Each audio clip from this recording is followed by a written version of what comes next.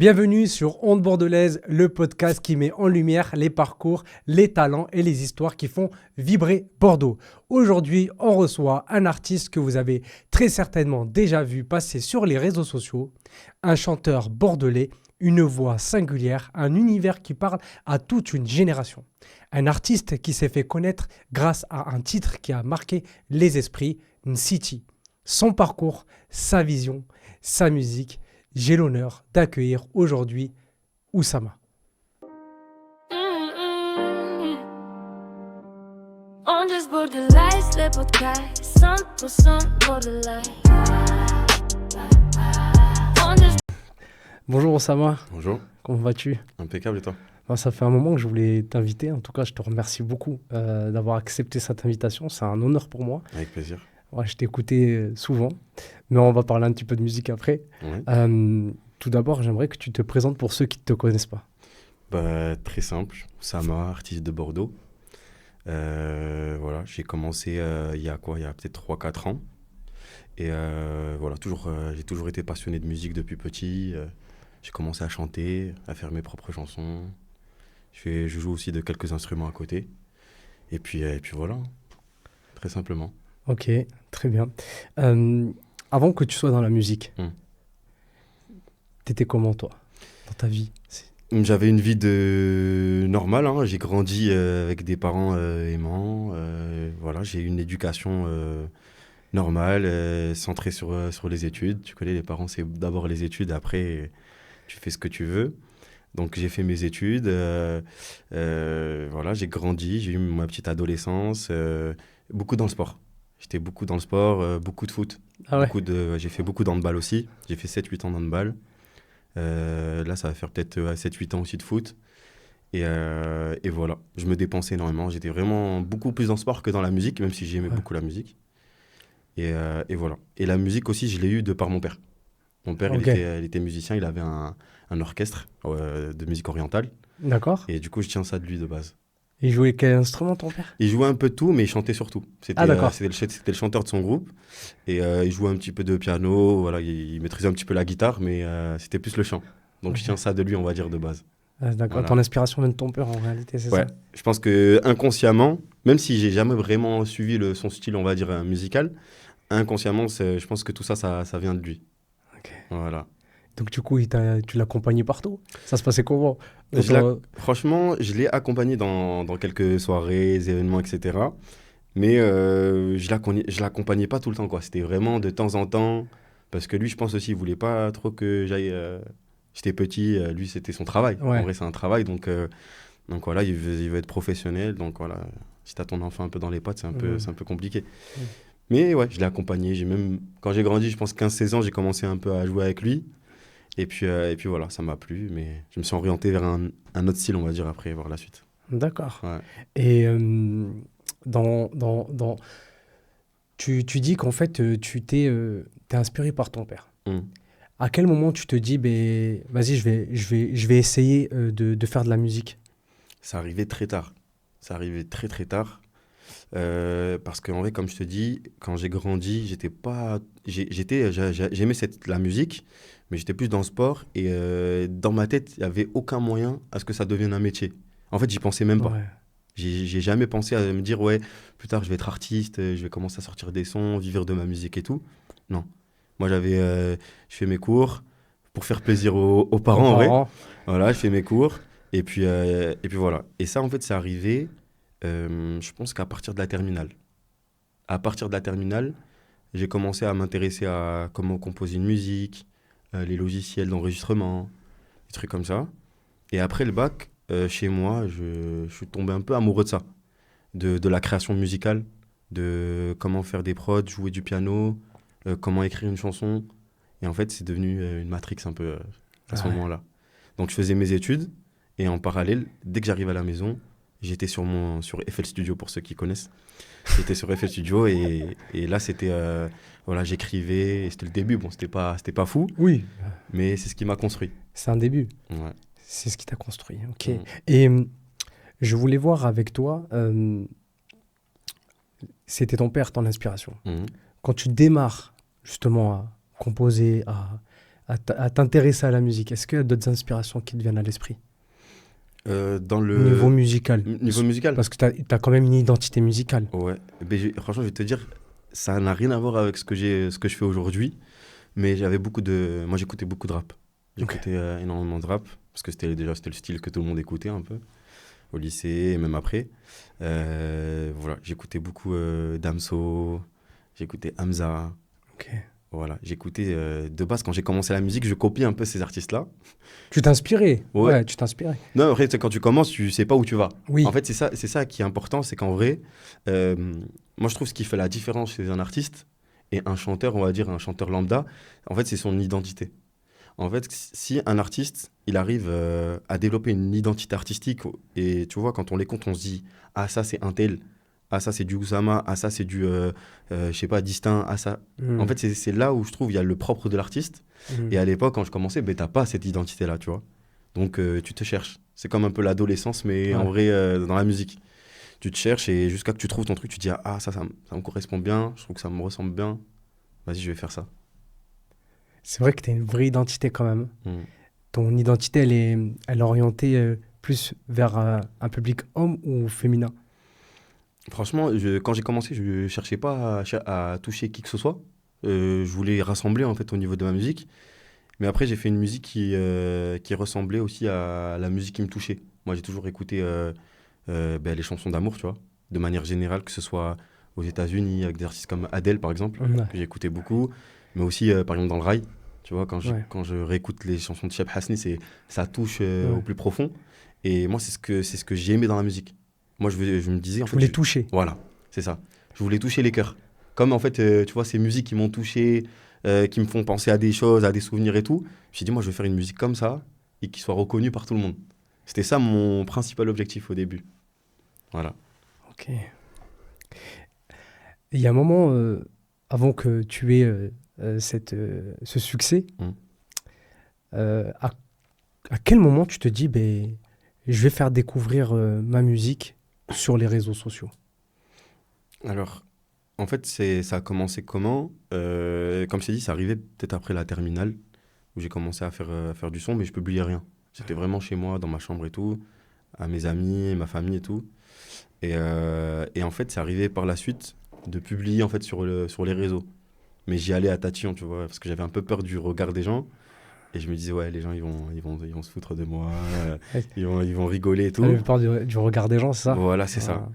Et du coup, en fait, je commence à poster, ouais, peut-être j'avais 19-20 ans, je commence à poster, et en fait, je vois que les gens, ils aiment bien, quoi. J'ai des bons retours, et ces petits retours-là que j'avais, peut-être il y avait 4-5 commentaires, une dizaine de commentaires maximum, mais ça me faisait du bien, quoi. Je me disais, en fait, vas-y, les gens, ils aiment bien. Je continue. Ouais, je continue. Et de fil en aiguille, j'ai commencé à poster un peu plus régulièrement, jusqu'au jour où il y a mon petit frère qui vient me dire, ouais, il y a un réseau là, c'est TikTok. En ce moment, ça marche beaucoup. Il y a beaucoup de gens là qui sont en train de percer grâce à ce réseau social. On est en quelle année là? Là, Quelle année là, à ce moment-là où ton frère vient de te voir? 2000, Pour situer à peu près au niveau 2022. de 2022. D'accord. Donc ça fait Donc, 3 il y a ans. 3 ans. Et finalement, il me dit poste, crée un compte et tout. Je crée un compte. Je poste, mais franchement, je poste pas très régulièrement. Je suis pas très, comment dire, c'est quoi le terme?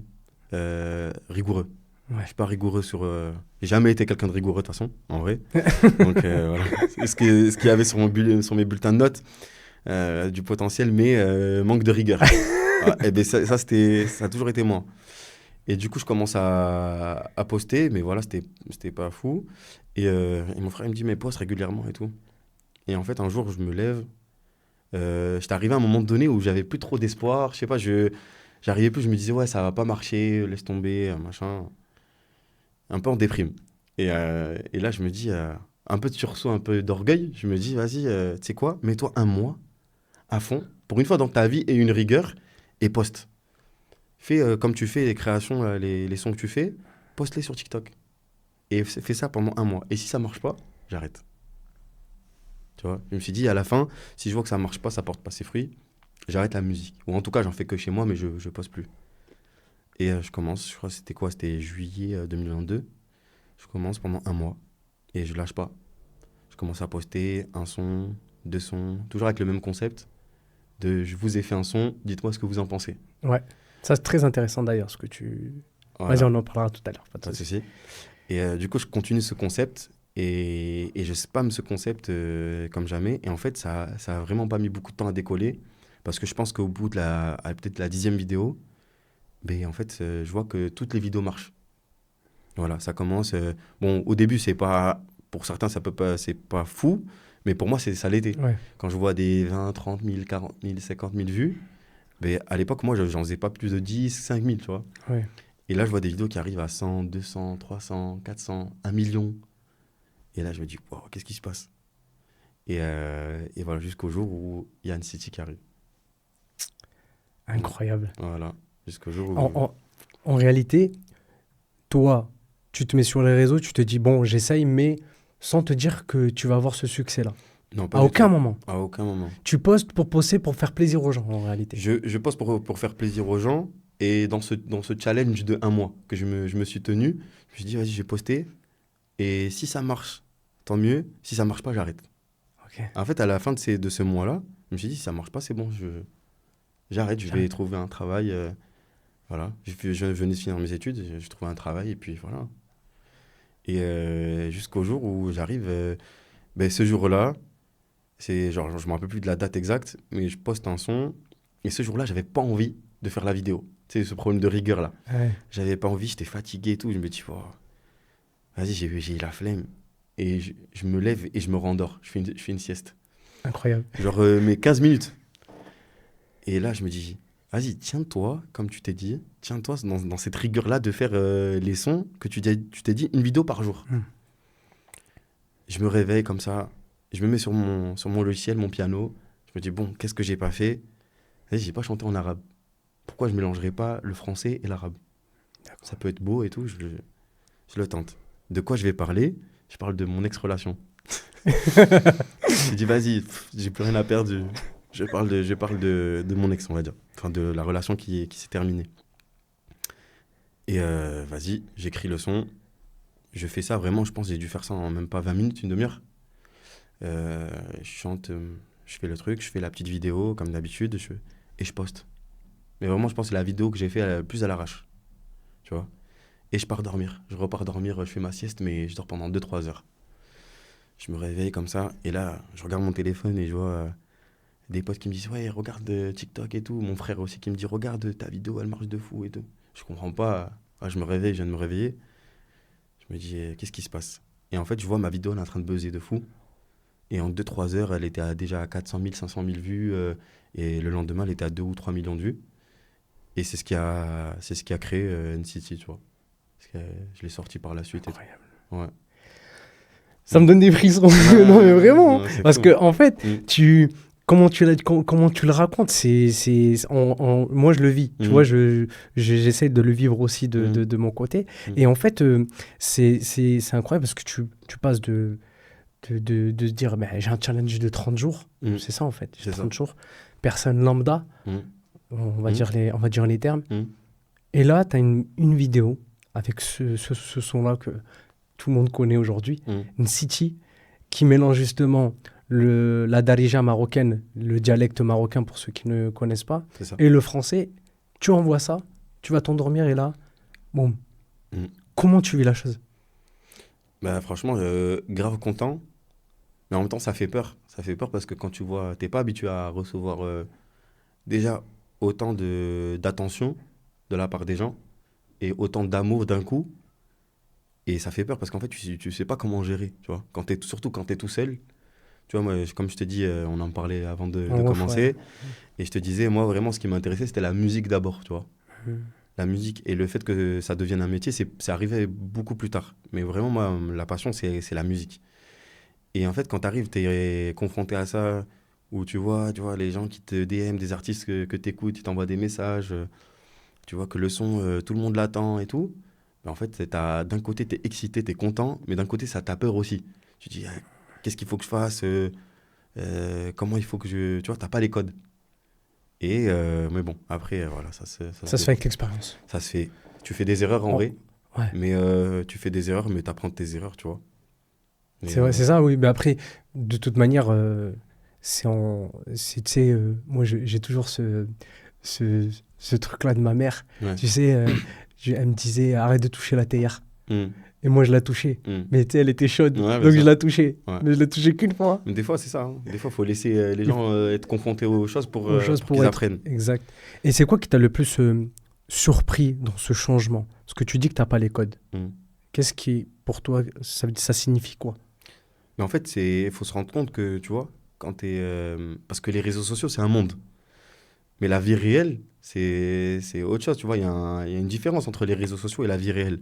Sauf que moi, dans ma vie réelle, c'est quoi ma vie réelle? À ce moment-là, c'est Oussama qui est H24 dans sa chambre, qui s'enferme et qui voit personne. Il est dans sa musique. De temps en temps, je geek un petit peu et tout, tu vois. Mais il est dans sa musique. Il n'est pas du tout confronté au monde réel. Parce que de base, je suis quelqu'un d'un peu de, tu vois, timide et tout. J'étais un peu quelqu'un de renfermé. Je vois personne. Et là, en fait, je vois que sur les réseaux, ça buzz. Tu vois. Et en fait, il y a un, je sais pas, il y a un truc qui se crée. En fait, maintenant, je capte avec, tu vois, le recul. Et je me dis, en fait, je comprenais pas ce buzz-là. Tu vois. J'arrivais pas à m'imaginer. Et en fait, c'est en sortant, tu vois, parce que la musique te fait sortir. À un moment donné, tu es obligé de... T'as des shows, t'as des petits trucs, dates, ouais. t'as des clips à faire, t'as des dates et tout. Donc, ça te fait sortir. Et c'est là où tu te rends compte, en fait, de ce qu'il y a sur les réseaux. Tu vois, en fait, c'est des gens derrière. Tu vois, en fait, je sais pas comment t'expliquer. Ouais. C'est des Mais- personnes physiques. Ils sont réels. Ouais. C'est Des ça. fois, tu rencontres des gens. Et moi, je sais pas pourquoi, j'ai rencontré beaucoup de gens qui pleurent. Quand je les vois, ils pleurent. Parce que ma musique les a touchés, que ça leur fait penser à des souvenirs et que peu importe les souvenirs, et ils pleurent ou ils sont pris par les émotions. Et je te dis, en fait, c'est là où tu te dis qu'en fait, tu vois, la création que tu as eue, en fait, ça touche vraiment des gens. Tu vois, c'est les gens, ils sont touchés par ça et que ça leur plaît et tout. Et tu vois, en fait, je sais pas comment t'expliquer, mais un contraste entre les réseaux sociaux et la vie réelle. Ok. Et ça, c'est choquant.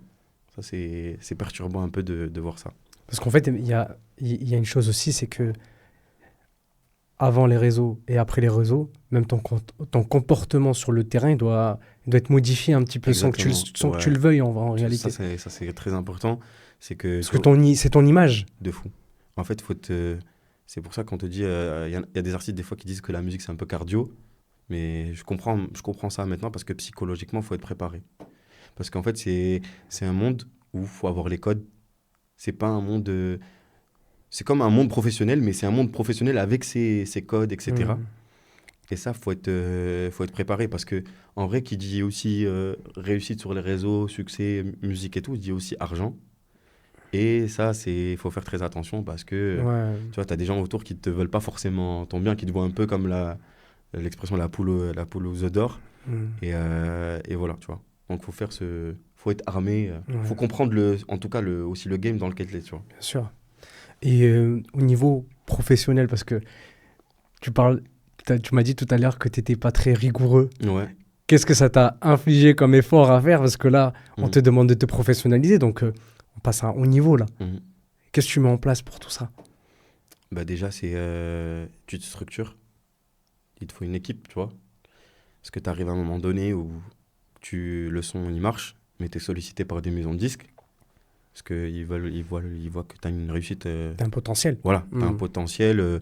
En tout cas, tu as un son qui est attendu, ou alors tu l'as déjà sorti, et voilà, ils veulent te signer. Et après, tu es vite, comment dire, tu es rapidement conscient qu'il te faut des gens autour Qui connaissent ce milieu. qui connaissent ce milieu. Mhm. Mais le problème, c'est que quand tu connais personne, à qui tu vas faire confiance? Ah ouais. Tu vois? Les gens arrivent avec un discours, tout le monde arrive avec un discours, des fois parfois différent, parfois c'est le même. Mais à qui tu vas donner les clés de ton avenir, on va dire? Ouais, c'est ça. Et ben, ça, c'est compliqué. C'est pour ça que j'ai fait pas mal de rendez-vous et tout.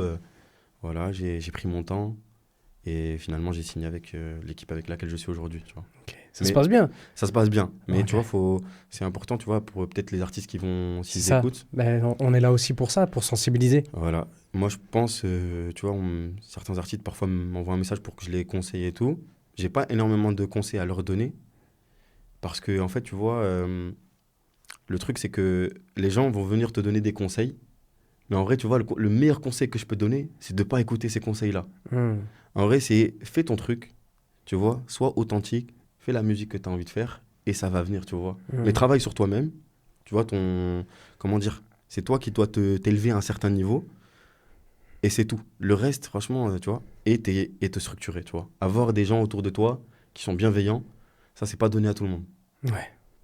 Ça, tu vois, c'est un truc que tu l'as ou tu l'as pas. Tu vois, si tu as des gens autour qui sont bienveillants, qui veulent ton bien, qui veulent que tu réussisses et tout, et malheureusement, on n'est pas tous entourés des gens comme ça, tu vois. Et c'est pour ça que des fois, tu as des artistes Qui arrête. ouais, qui arrêtent ou que leur carrière, elle se passe pas bien parce que c'est mal géré, tu vois. Voilà. Et j'ai remarqué une chose, bon, moi je te parle en tant que personne qui t'écoute et qui te regarde sur les réseaux, j'ai l'impression que tu es très détaché avec la célébrité. Ouais, c'est vrai.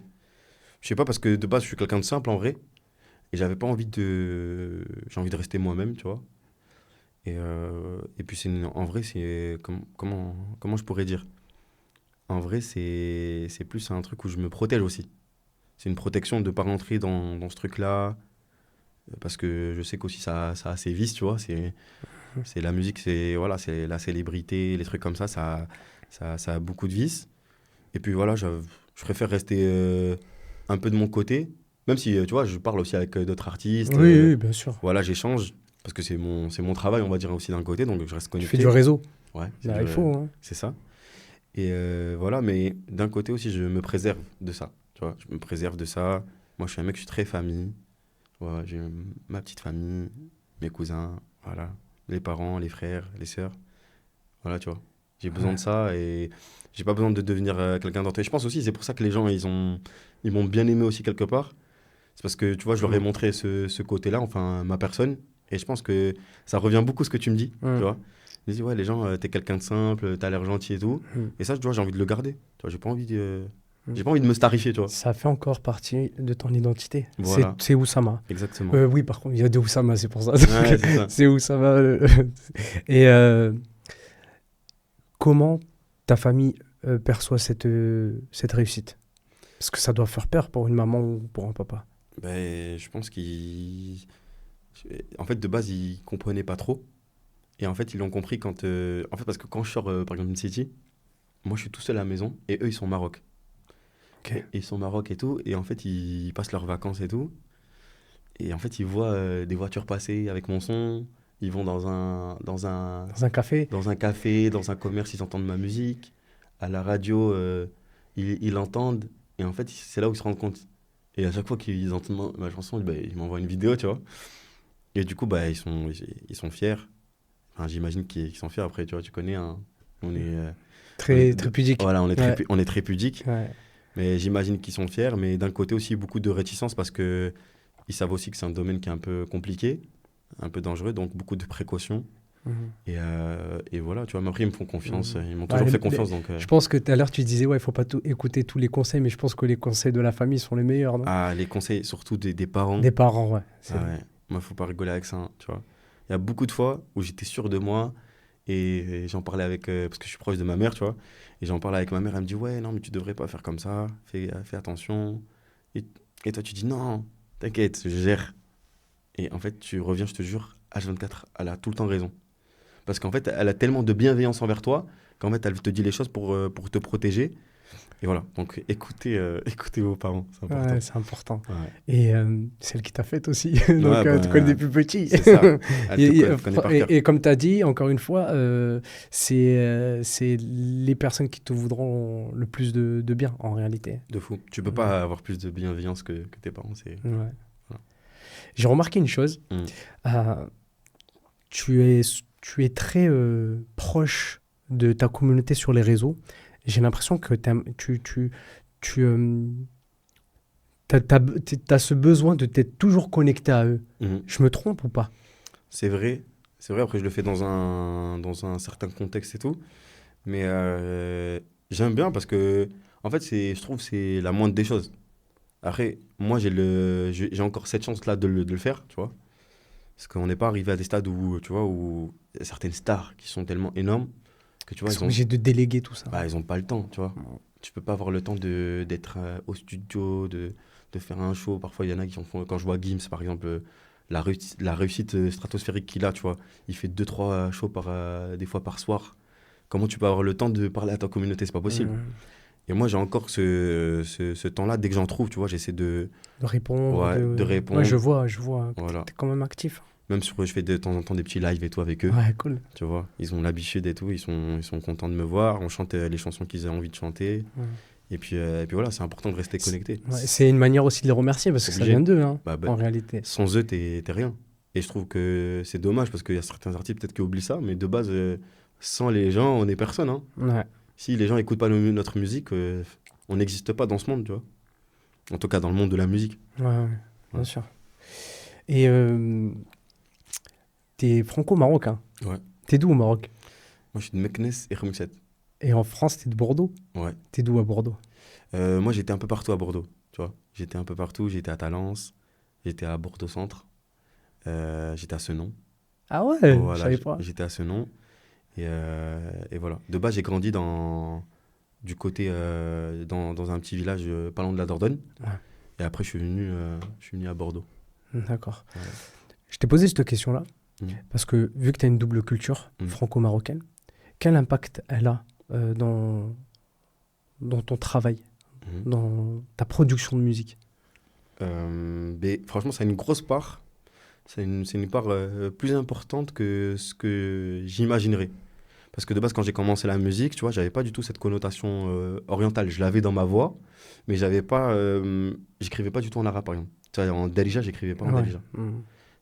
Parce que déjà, je l'avais jamais Avec fait. les 9, avec les 3. Voilà, c'est ça. Avec les ha, les ha. Ouais. Et j'avais pas du tout cette intention-là parce que de base, quand je faisais de la musique, moi, j'avais envie de toucher tout le monde. Ouais. Et du coup, je me disais, on est en France, tu vois, si tu veux toucher un large public, il faut parler la langue de ton pays, tu vois. Bah oui. Et ça, c'est arrivé après, tu vois, où j'ai commencé à écrire en Darija. J'ai vu que les gens aimaient bien le mélange. Tu vois, les gens, ils aiment pas que le Darija, ils aiment en fait le Le mélange. mélange. Ouais. Et il y a beaucoup de Français, on va dire français, tu vois, qui... Ouais, de souche. Ouais, voilà. Ou en tout cas, qui comprennent pas du tout le Darija, le marocain. Et en fait, qui m'ont dit, en fait, on kiffe le mélange. Ouais. Et grâce à toi, j'ai commencé à apprendre quelques mots, notamment le refrain de mes musiques et tout. Ouais. Il y a des gens, ils savent pas parler arabe, mais par contre, ils connaissent mon refrain. Et ils me Incroyable. demandent, ouais, qu'est-ce que ça veut dire? C'est quoi la signification? Et en fait, ma double culture, elle a genre une importance là-dedans. Parce que ma musique, elle est entre le français et le marocain. Et dans ma manière de gérer les choses, tu vois, je pense que toi et moi, on a cette double culture. Et dans l'éducation qu'on a reçue, il y a beaucoup de pudeur, tu vois, Le respect. de respect, Mm. de générosité. Mm. Et ça joue, on s'en rend pas compte, mais dans notre éducation, en fait, elle fait beaucoup de choses en bien, Mm. tu vois, par rapport à notre métier, que ce soit artistique ou dans peu importe le domaine, tu vois. Et tu sais, moi, enfin, l'éducation te remet un petit peu terre à terre. Mm.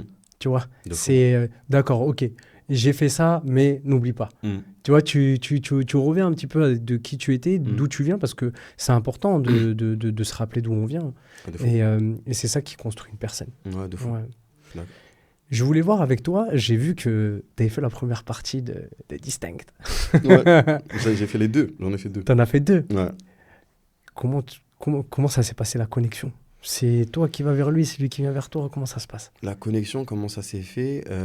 On était en contact déjà sur les réseaux. Ouais. On s'était parlé, mais on s'était parlé en vite fait. Et en fait, je lui ai dit qu'il était de Bordeaux, tu vois. Et il avait son concert à Bordeaux, on s'est connecté. Et lui aussi, il a un contact via mon manager. On a pu faire la première partie. Après, du coup, je l'ai vraiment rencontré en vrai et tout. Je l'avais déjà eu au téléphone. On Ouais. s'était déjà appelé une fois en FaceTime. Et la connexion s'est faite franchement très naturellement. Franchement, c'est un bond de fou. Vraiment, quand tu parles d'humilité, moi, je trouve que c'est fou d'arriver à un certain stade comme ça et d'être toujours aussi humble. Et voilà, on a fait la première partie. Franchement, c'était trop bien. Voilà, les gens étaient super contents. Ils m'ont super bien accueilli. Très belle première partie à Bordeaux. Et après, comme ça s'est bien passé à Bordeaux, il m'a invité au Zénith. Magnifique. On a fait le Zénith de Paris. Là aussi, pareil, franchement, incroyable. Des bons souvenirs, les gens étaient accueillants, beaucoup de Marocains, parce que lui, il est Ah ouais. marocain distinct, donc Ouais. beaucoup de Marocains, mais le Maghreb complet était là. Il y avait des Français, des Anglais, franchement, il y avait de tout, tu vois, des Hollandais, des Allemands. Et gros moment, très très bon moment. Je m'en souviendrai, quoi. Et moi, j'ai vu la vidéo que tu avais postée sur Instagram, là. Mm. Et j'ai vu, en fait, les... J'ai dit, ah ouais, mais tout ce monde-là, en fait, et comment tu gères cette pression-là quand tu montes sur scène? Parce que c'est ta première ou pas, un Zénith, là, avec Distinct, c'est ta première? C'était ton J'avais déjà premier fait une Zénith? plus grosse scène, c'était la première partie de Zaza Dinaz. D'accord. À l'Arkea à Bordeaux. L'Arc à Bordeaux, ouais. Ouais, je crois qu'on était 12 000. Et carrément, pour la petite anecdote, ça c'est un truc de fou ça. Ma première scène, c'est l'Arkea Arena. Ça veut dire, tu vois, comme je t'ai dit, j'étais dans ma chambre. Et tu vois, il y a le succès de la musique et tout. Et on m'invite, on me dit, ouais, tu vas faire la première partie de Zaza Dinaz à l'Arkea Arena. Mais l'Arkea Arena, faut se rendre compte, c'est 12 000 personnes, c'est énorme. Ouais. J'avais jamais fait de scène, j'avais jamais rien fait. Et on m'a dit, tu vas faire ça. J'ai fait quelques répètes et tout, mais je peux te dire, c'est une pression. Quand t'es pas habitué à ça, c'est une pression la scène. Et voilà, moi qui ai un tempérament à être un peu timide et tout, c'est très très dur. Ouais. En fait, à la fois, franchement, c'est dur de fou d'avoir cette pression-là. Mais, Mais c'est stimulant. mais c'est stimulant, mais à un point. Mais tu sors de là, en fait, t'as pris tellement d'émotions positives et tellement de, je sais pas comment t'expliquer, mais d'excitation, qu'en fait, t'es stressé, mais en même temps, t'as envie de revivre le truc, tu vois. Et ça, c'est... Je comprends les gens qui disent que... Les artistes qui disent que la scène, c'est une drogue, et je le comprends de fou.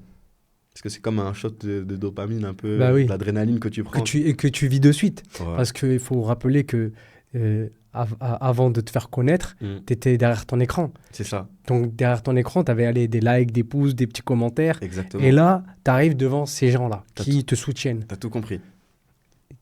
C'est quoi qu'est-ce qui fait aujourd'hui, là, enfin, à ce moment-là, quand tu montes sur scène, tu dis, ah ouais, mais en fait, là, faut que j'assume. Là. En fait, c'est ça. En fait, tu vois, pour te parler de cette première scène-là, en fait, tu vois, comme j'étais dans ma chambre et que je commençais à travailler avec l'équipe avec laquelle j'ai signé, mais encore une fois, j'étais un peu dans mon cocon et tout, donc je captais pas trop. De temps en temps, je rencontrais des gens dans la rue, tu vois, qui me disaient, ah, on aime bien ce que tu fais, je prends des photos et tout.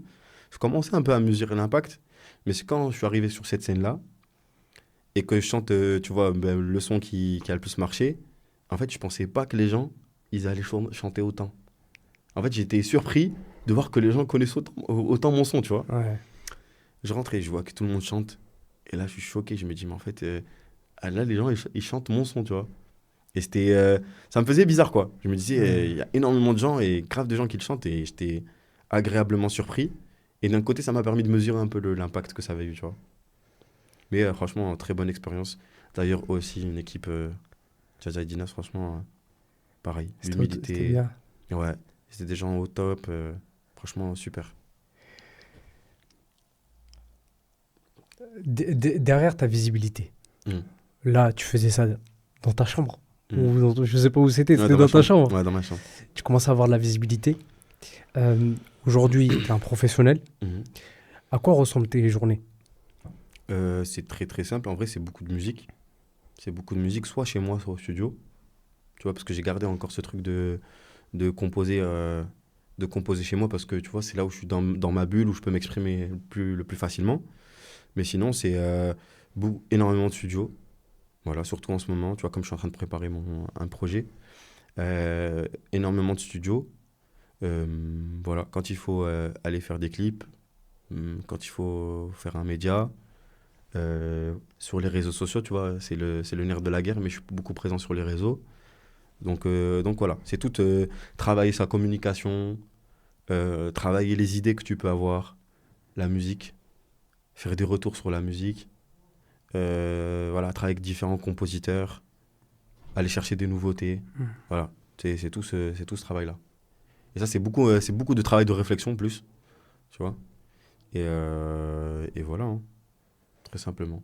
Ok. Et est-ce qu'à un moment, justement, dans cette évolution que tu as eue, qui était assez brutale, parce que d'une vidéo, ça y est, tu passes de personne lambda à star de la musique, à un moment donné, est-ce que tu te dis, faut que je veux pas de ce succès-là? Est-ce que à un moment donné, tu te dis pas, j'arrête? Non, je me suis jamais dit ça. Je me suis jamais dit ça. Peut-être que dans le futur, sûrement, tu vois. Ouais. Il arrivera à un moment donné où ce sera fini. Mais non, parce qu'en vrai, tu vois, certes, ça fait un peu peur, tu vois. Mais d'un côté, je me dis, en fait, c'est toujours... c'est ce que j'ai voulu faire, tu vois. Ouais. Enfin, tu vois, je sais qu'il y a énormément d'artistes, on s'en rend pas compte, mais il y a des milliers d'artistes en France qui rêveraient, ne serait-ce que être signé ou produit pour aller faire du studio, pour sortir des sons, Ouais, bah oui. sans même que ça leur apporte de l'argent. Tu vois, il y en a, ils n'ont pas la possibilité d'enregistrer parce que déjà, ça coûte un peu cher. Voilà, quand tu travailles, tu as un salaire normal, aller trouver un studio, faire les mix et tout, c'est compliqué, c'est pas donné. Juste avoir une équipe, tu as un studio, tu vas enregistrer, tu passes un moment avec des compositeurs et tout, tu sors tes sons. Je pense qu'il y a beaucoup d'artistes qui juste aimeraient avoir cette chance-là. Et en plus de ça, que ça marche et que tu en vis, mais que demande le peuple? C'est bénef. C'est bénéf au max. C'est Ouais. travail. C'est comme toi, je te dis, parce que toi, je sais que tu m'as dit que t'aimes bien le foot, Ouais. mais toi, demain, on te propose, on te dit, t'es payé pour jouer au foot. Tu vas en courant. Ouais. Eh ben, c'est pareil. Tu dis, tu peux pas rater ça, tu vois. C'est pareil. Donc moi, je me suis dit, je vais me lever tous les jours, faire de la musique, vivre de ça. Donc je me suis dit, vas-y, let's go. J'arrêterai pas. J'arrêterai quand je l'aurai décidé, en tout cas. Ouais. Voilà. Et quels sont tes futurs projets là actuels? Enfin, je sais que tu as des projets en cours. Ben, en ce moment, là, je suis en train de travailler sur un album. Voilà, tu vois, je suis en plein dedans. C'est pour ça que je t'ai dit que je suis beaucoup au studio. Je travaille sur un album avec une autre direction, on va dire, artistique. Quelque chose qui me ressemble toujours, mais avec, comment dire, beaucoup de surprises. On a tenté beaucoup de choses différentes. T'as pris des risques? Ouais, de fou. Là, je me suis amusé. Tu vois, j'ai testé énormément de choses. Toujours principalement autour de l'amour et tout, tu vois, de ces thèmes-là. T'as gardé ta démarche artistique? Ouais, j'ai Mhm. gardé ma démarche artistique, j'ai gardé mon authenticité, mais musicalement, avec une approche différente, tu vois. Il y a des sons qui vont être beaucoup plus festifs, on va dire, beaucoup plus ambiancés, beaucoup de styles différents. Ok. C'est garder Oussama, mais sur d'autres styles musicaux, tu vois. Et je pense que ça va surprendre pas mal de gens, tu vois. Ouais, mais déjà, le petit truc que t'as envoyé là récemment, là, C'est ouais, c'est pas surprenant. mal, c'est pas mal. Ça Vraiment, change. j'ai apprécié en tout cas. Faut se faire plaisir, tu vois. Ouais, ouais, mais il faut tenter des choses. Ouais. Je pense à un moment donné, il faut savoir se dire, ben, je me lève, vas-y, aujourd'hui je fais ça. Ouais. Tu vois. Et C'est c'est ça. ça en fait, on parle d'état d'esprit, de mindset et tout ça, mais c'est ce qui fait aussi la personne que tu es aujourd'hui, la réussite que tu as eue, parce que tu as fait petit à petit, tu as essayé des choses, ça n'a pas fonctionné, tu as réessayé. Là aujourd'hui, tu vois qu'il faut aller un step au-dessus, hein, Ouais. c'est ça. Exactement. Tu vois, en fait, je pense le déclic, c'est arrêter de... C'est bien de réfléchir, tu vois. Évidemment qu'il faut réfléchir à ce que tu vas faire, il faut, voilà, conceptualiser les choses et tout, mais il n'y a pas mieux que tenter des choses. En fait, tu as deux stratégies. Soit tu réfléchis énormément et tu fais un truc vraiment carré et tout, avec vraiment une identité, un truc, une recherche et tout, et structuré qui te demande beaucoup de moyens. Tu y arrives, tant mieux. Ouais. Tu n'y arrives pas, tu as fait beaucoup de travail pour rien. Mm. Soit tu as une autre stratégie qui est de tenter des choses. Ça veut dire, dès que tu as une idée, tu le fais. Et en mode charbon, tu te mets en mode robot. Ouais. Et ça, moi, ça a été plus ma stratégie parce que j'étais beaucoup dans la réflexion, mais sans vraiment passer à l'acte. Et là, tu vois, quand j'ai changé ce truc-là de vraiment faire les choses et de me dire, vas-y, j'ai une idée, je la fais. En fait, ça sert à rien d'attendre, tu vois. J'ai une idée, je la fais. Et bien ça, au moins, même si tu échoues, et ben c'est pas grave, tu recommences, tu vois. Ouais. Tu retentes un truc et vas-y, retente jusqu'à que ça marche. Tu vois. Et quand, après, chacun a sa vision des choses, mais je trouve que quand tu as cette démarche-là, tu peux que t'améliorer. Et au pire, si ça marche pas, même si tu n'arrives pas à tes objectifs, au moins tu te seras amélioré, tu seras tombé, mais par contre, tu te seras relevé. Et ça, en vrai, c'est la vie, tu vois. Ouais, C'est bien sûr. C'est ce qu'on disait un petit peu tout à l'heure. Hein. Ouais. Il faut tenter des choses pour pouvoir aussi apprendre sur soi. De fou. Parce que moi, moi, je travaille que comme ça. Je tente des choses, je vois ce que ça donne et je peaufine. Tu as dit quelque chose de très intéressant tout à l'heure en disant qu'il ne faut pas attendre que ce soit parfait. Ah oui. Parce que c'est ça. Ah, de fou. Tu vois, ça c'est un truc, tu vois, il y a beaucoup d'artistes, émergents, on va dire, de jeunes artistes qui arrivent. Et en fait, t'écoutes ce qu'ils font, vraiment, et tu pètes un plomb. Tu te dis, comment le mec, il est fort comme ça?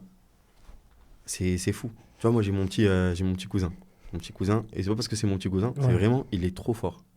Musicalement, c'est quelque chose. Je vois aussi d'autres artistes que je connais, ils sont vraiment forts.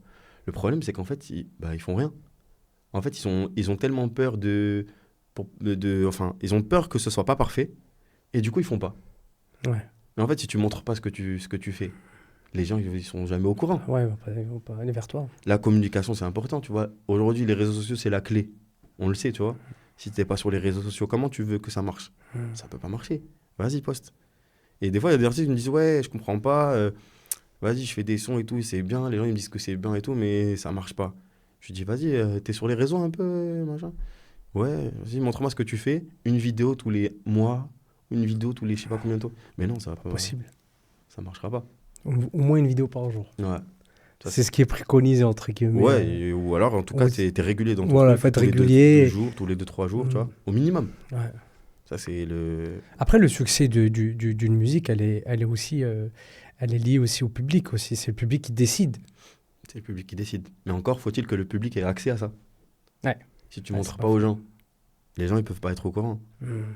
Et aujourd'hui, on est arrivé dans une bataille d'information où toi, quand tu vas scroller sur TikTok, sur Insta, ou sur YouTube, tu vas scroller, t'as tellement d'informations qu'en fait, t'es pas le seul.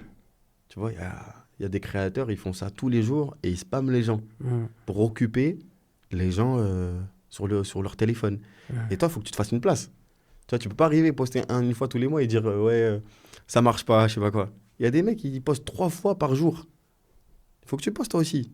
4 fois Ouais. par jour. Peut-être pas 4 fois, mais tu vois. Non, mais oui, j'ai compris ce que tu veux dire, mais Voilà. en fait, il faut que tu aies une régularité. Une règle. Que ce soit dans n'importe quel domaine, hein, que ce soit dans la musique, dans l'entrepreneuriat, dans toute chose. Hein. De fou. Enfin, aujourd'hui, il faut le dire, les réseaux, c'est de la publicité gratuite. C'est la meilleure publicité. C'est la meilleure publicité. En tout cas, je te parle dans mon domaine. Parce que tu vois, le marketing, c'est bien beau. La promotion tu connais je sais pas comment on appelle ça, les trucs sur YouTube là où tu payes pour avoir La sponsorisation. une sponsorisation, Ouais. c'est bien. Je dis pas que c'est pas bien et tout.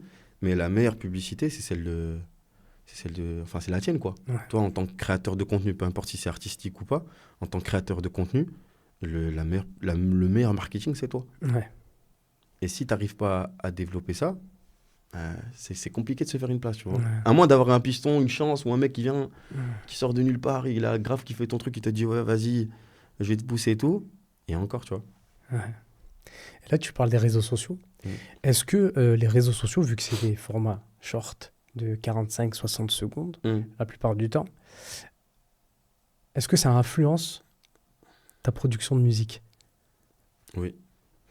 Oui, après, je crois pas que non plus c'est le truc où je fais, quand je fais une chanson, je pense au TikTok que je vais faire et tout. Oui. Non, c'est dans un coin de ma tête et tout. Tu vois, j'essaie d'optimiser un peu, tu vois. Mais non. En vrai, c'est d'abord ma musique, parce que ça reste quand même... Enfin, moi, j'ai ce truc-là de me dire quand même, c'est de la musique, donc, tu vois, c'est un art. C'est pas un... Ça reste un produit, parce qu'en vrai de vrai, c'est un produit que tu vends, la musique que tu vas sortir. Mais pour moi, c'est d'abord de l'art, tu vois.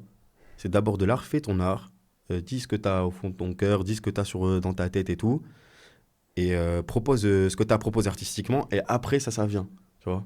Mais ça doit jamais être l'élément principal. Même si c'est beaucoup tourné autour de ça.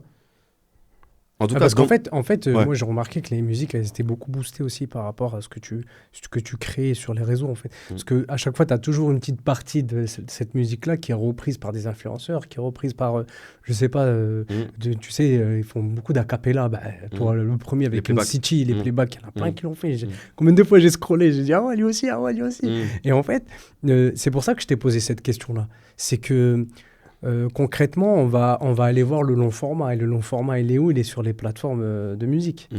C'est ça. En fait, ça doit être c'est un levier. Ouais. Tu vois, c'est un levier.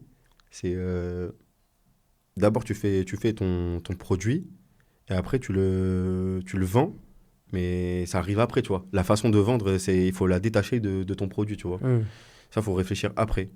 Et c'est vrai qu'après, sur les réseaux, faut être efficace, hein, tu vois. Faut arriver avec un truc où captiver les gens. Parce que, encore une fois, on est devant notre truc, devant notre téléphone, on scrolle, tac, ah, j'aime pas. Tu sais combien ça dure 2 secondes quand, par exemple, tu regardes une vidéo, Ouais. tu t'en fous. Ouais. Ça dure quoi? 1-2 secondes? Ouais. T'es là, Faut que tu ouais, non, ça captives m'intéresse la pas. personne. Ouais. Même pas, moi, des fois, même pas 1 seconde, je fais ça, je regarde. Ouais. Oh non, tac, tac, tac. Et dès que tu arrives sur un truc, et tu vois, c'est à ce moment-là. Ouais. Pourquoi tu arrives sur ce truc-là et tu l'as regardé? Tu vois? Et Ah, c'est qu'il y a un truc, il y a c'est quelque chose qui t'a il y a quelque chose. qui t'a posé un intérêt dessus. Voilà. Et c'est à ce moment-là que, tu vois, c'est au propre du créateur de contenu ou à l'artiste de développer ce truc-là.